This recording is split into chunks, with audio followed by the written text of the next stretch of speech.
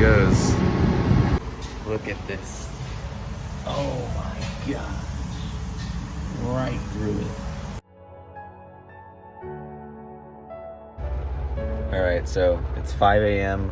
Just got off work and I have a flat tire. Blew out literally as I'm driving on the highway. I'll show you what it looks like right now. There it is right there, the left back tire in the middle of a tropical storm in Tampa, Florida. And it is pouring outside, and so that's happening now, and I have work tomorrow, and so now I gotta figure out how I'm gonna tow this. And now I gotta call a tow truck to tow this to a tire shop because my spare doesn't fit now that I have 35-inch tires on my truck. And so yeah, let's go outside and try to take a look to see what this looks like. Yep, here it is. The rim looks pretty good shape right now. I drove this thing for like freaking 5 miles trying to get it home. This thing's flat. So let's go inside because it's freaking pouring. It's just crazy, man. Like, honestly, like the worst timing. Like, it's literally tropical storm. Like, we're gonna get hit with like 60-mile-an-hour gusts. And I have work tomorrow. I got a flat tire, but you know what? Life happens, you know, just things happen all the time. Not gonna make it a big deal. Just gotta stay up tonight. I work the night shift, so I'm already up right now, and it's 5:30, 6 o'clock in the morning. So I'm just gonna stay up till the tire company or the shop opens up. Call the tow truck. Probably take like an hour or so to get the tow truck here to get it, and then hopefully while it's in the shop, I'll be able to get some rest. I gotta go to work tonight. So, ooh, it's cold, and yeah. All right, y'all.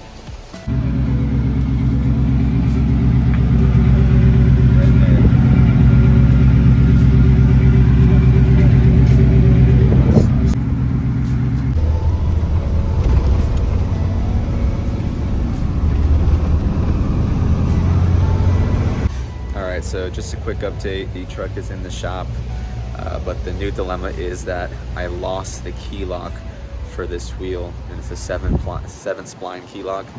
They don't have one. We looked around.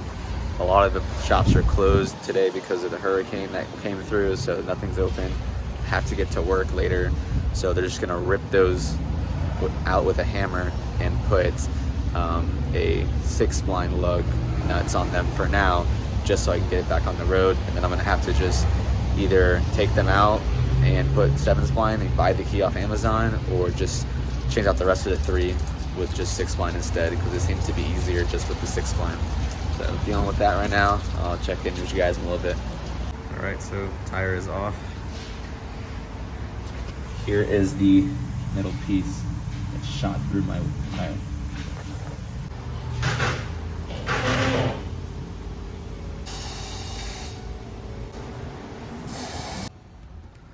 All right, y'all, so it is the next morning, and we got the tire back on, and from the looks of the side, you may think that they're the same exact tire, but they're actually not.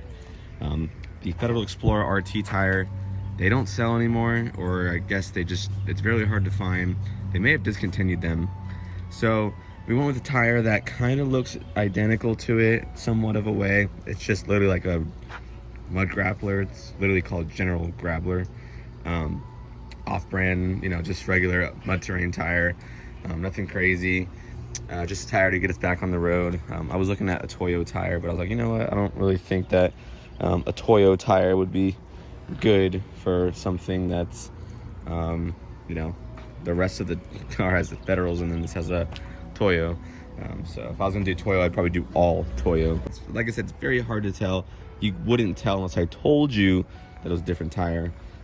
But yeah, regular 20-inch. It is a 35 by 12.5, and it's very, very, very meaty. I mean, look at these lugs. True mud terrain tire, brand new tire, super thick.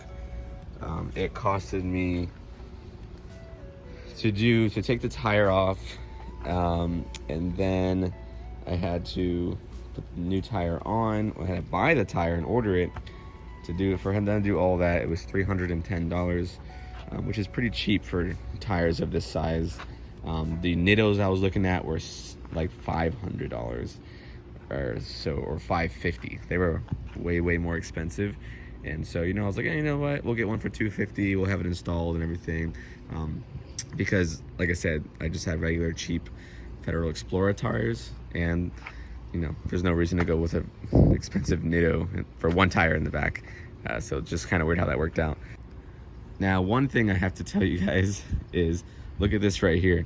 Let me go inside the truck, because you probably saw earlier in the video, but so I have two things here. So I have this is what was sticking out of the tire, and you saw that in the video. I'm not even sure if this is like, is this like part of a power line? I have no idea. It looks like aluminum. It's light. It's definitely aluminum right through the tire. So, and I'm surprised it didn't hit my rim, like go right into the tire, like up into the rim. I'm surprised I didn't do that. Also, since I didn't have the key to get off this tire, because I don't know what happened to the key, they hammered out the lug nuts, so they were all destroyed. And so we put on 6 spline lug nuts. So I have the key now for the 6 spline lugs.